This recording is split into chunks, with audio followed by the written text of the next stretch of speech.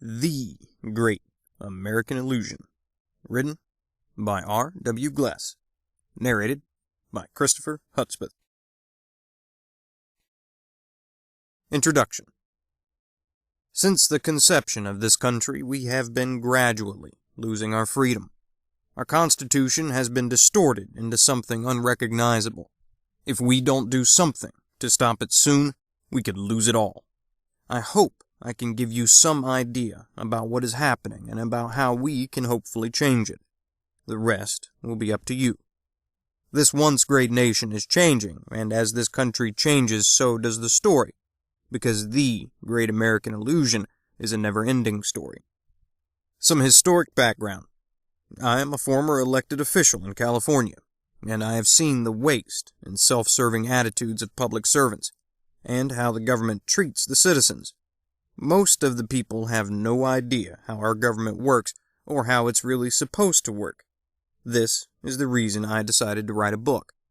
I'm going to show you some history and facts so you can get a better idea of what freedom we had and what freedom we lost, and how we can hopefully get some of it back, or at least try to stop the total destruction and keep what little freedom we have left.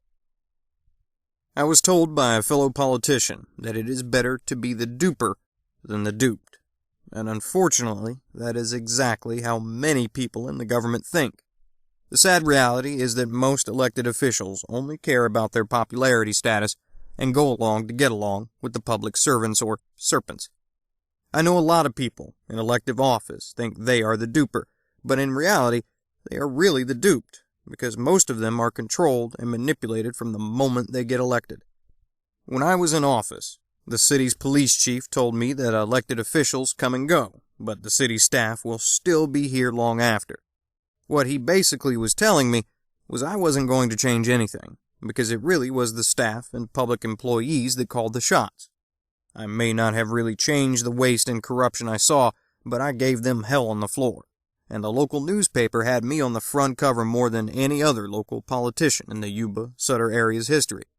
They relentlessly tried to paint me as a troublemaker.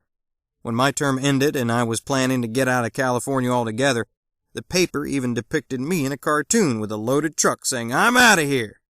No other local politician had ever been elevated to cartoon character in the opinions page.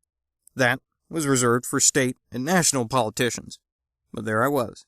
Well, needless to say, my outspokenness and refusal to give up on my belief in the Bill of Rights sold a lot of local daily newspapers. Their relentless attack on me to try and make me look bad was the reason I decided to start my own newspaper in 1997, called the NorCal Paper. It was a political paper that informed the citizens of the real truth that was going on in our local and state government, such as the corruption of a local mayor, who was investigated by the Yuba County Grand Jury because of the paper trail of illegal real estate activity that the NorCal Paper had uncovered. This caused the mayor to resign. There was also a councilman who resigned because of evidence uncovered by the NorCal Paper against him of abuse of power. The local daily newspaper would never have reported or even investigated any of this news, and didn't even say a thing until the grand jury report came out basically indicting the mayor. If it would have been me, I would have been crucified. But the mayor was the local daily's fair-haired boy. Sadly, many local newspapers never report the real abuse of power committed by most elected officials because they rely on the legal ads from the city and county, and also because they are adjudicated by the local court as a legally recognized newspaper, so they don't want to upset the powers that be. I think most of you have noticed that a lot of newspapers and media create the news by omission and downright lies. The local Yuba-Sutter daily newspaper eventually went bankrupt and was sold. The city of Marysville is like so many other cities in California and across the nation that are getting close to the same fate, bankruptcy. Yet, people tend to believe the lies of the deceptive politicians and the media with their own agendas, and keep electing people who tell them what they want to hear, and then when they are elected, they don't do what they promised. It has been over 20 years since I first stepped into the political arena as an elected official. I tried to tell people the truth about what is really going on in our government. I soon found out that most people do not want to hear it. They just want to hear the positive things that most of the politicians contrive. Unfortunately, When you refuse to see and hear the negatives, there can never be any real positives, only a dreamy illusion that everything is coming up roses. But if we keep looking through those rose-colored glasses, things will eventually come crashing down and could turn into our worst nightmare. Then it might be too late to do anything about it. It is amazing to me that people do not seem to care about any of the wrongdoings that are going on in our government. Most people just seem to ignore and or just put up with it. It could be because they feel helpless and do not know what to do. We allow our elected leaders to spend way too much on salaries, Cadillac pensions, and health insurance plans for public employees that normally only CEO executives of multi-million-dollar corporations have. There are many cities on the edge of bankruptcy, and their states are following close behind if the elected leaders voted into office do not start conserving the taxpayers' money. The things that most of our politicians spew, such as giving up our freedom for security is okay, and it is not going to hurt us, and everything is going to be just fine, is sadly what many of the people tend to believe. This is why this once much freer nation is headed for total enslavement. Our founding fathers never intended public service to become a permanent get-rich job at the taxpayer's expense. It was never intended that we should have to give up our freedom for the illusion of our security. Thank God not everyone wants to hear lies, and some of you are waking up. This is the real positive that is coming out of the negative situation America is in today. I know that those of you who are starting to wake up are seeing the same things I see. It is looking like our freedom and security will soon come to an end if this country doesn't get back to its intended, limited, republic form of government. One of our founding fathers had foreseen the same thing 226 years ago, at the close of the Constitutional Convention on September 17, 1787. As Benjamin Franklin left the hall in Philadelphia, he was asked, "What kind of government have you given us, Dr. Franklin?" He replied, "A republic, if you can keep it." From what I can deduce by his statement, there must have been rancor and discord amongst those who wanted more of a democratic democracy and those who wanted a strong democratic republic. What most people are not aware of is that there were independents like Franklin and Washington, though Washington leaned Federalist.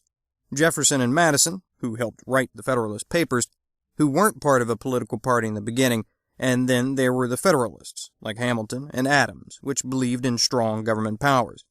Both sides, however, saw the downside to a democratic democracy, and the rest is history. John Adams, who was a Federalist, had said, "Remember, democracy never lasts long. It soon wastes, exhausts, and murders itself. There never was a democracy yet that did not commit suicide." Article 4, Section 4 of the United States Constitution shall guarantee to every state in this Union a republican form of government, and shall protect each of them against invasion, and on application of the legislature, or of the executive when the legislature cannot be convened, against domestic violence. This meant that all states would have the same form of government, and the federal government would protect them against invasion and attack.